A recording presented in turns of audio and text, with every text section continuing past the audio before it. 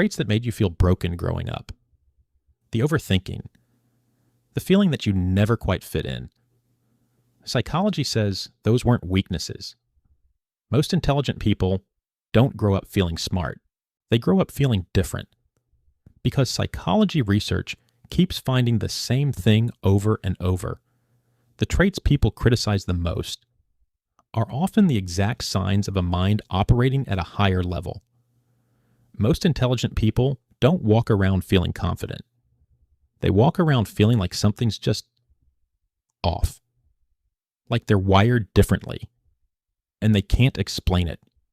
Too sensitive. Too quiet. Too deep inside their own head.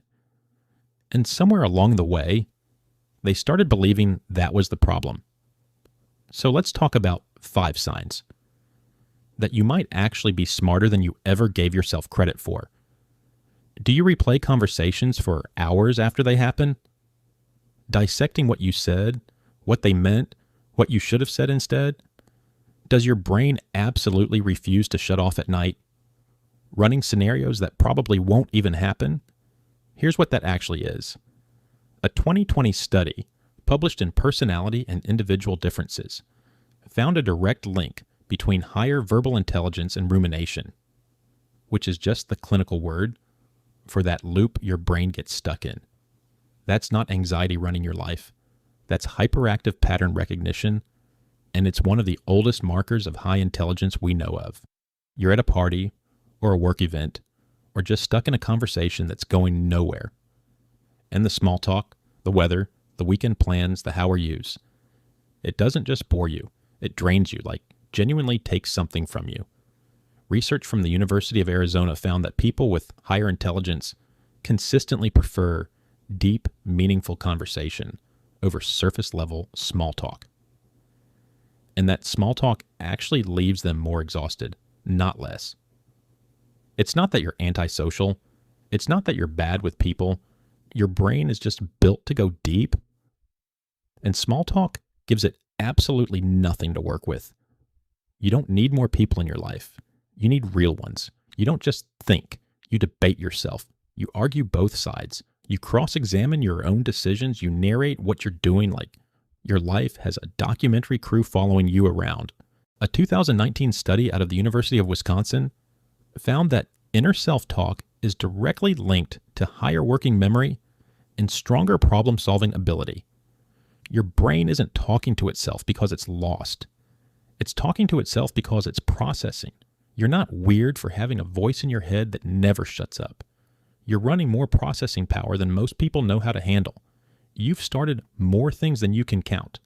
Books you never finished, projects that died after week 2, TV shows you quit the second you figured out the ending, jobs that felt exciting for 3 months and then became unbearable, and people called you flaky for it, unfocused, uncommitted. But here's what the research actually says. A study in the Journal of Health Psychology found that high IQ individuals get bored significantly faster in understimulating environments because their brains require more input to stay engaged. You don't have a focus problem. You have a stimulation problem. Your brain loses interest the moment it predicts the outcome. And that's not a flaw.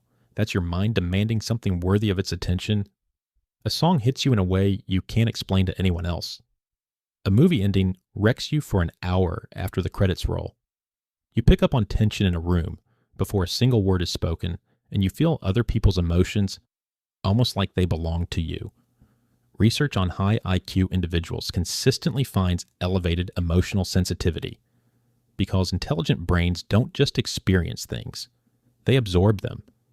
Yeah, feeling that deeply can be overwhelming. It can feel like too much, like you're carrying things nobody else even notices. But it's also what makes you more empathetic, more creative, and more aware of the world around you than most people will ever be. That depth isn't something to fix. It's something to finally own. Okay, let's be real for a second. Every single thing we just talked about, the overthinking, the boredom, the deep feelings, the small talk exhaustion, the voice in your head that never shuts up. At some point in your life, someone made you feel bad about those things. A parent, a teacher, a friend.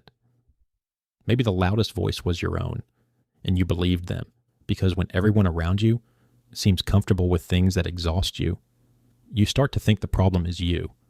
Sometimes intelligence looks like lying awake at 3 a.m. thinking about everything. Sometimes it looks like feeling too much. Sometimes it looks like being the one who just sees things differently. It was never a problem. It was always a signal. Now, I want you to do one thing before you close this video. Drop a comment. Tell me which sign felt most like you. Was it the overthinking at 2 a.m.? The boredom that everyone called laziness? The feeling things too deeply that nobody else seemed to get? Tell me, because you're probably not the only one. In the next video, why intelligent people self-sabotage more than anyone else. People like us, the overthinkers, the deep feelers, the ones who see too much, we hold ourselves back harder than anybody. And I'm going to show you exactly why that happens and how to finally stop. I'll see you there.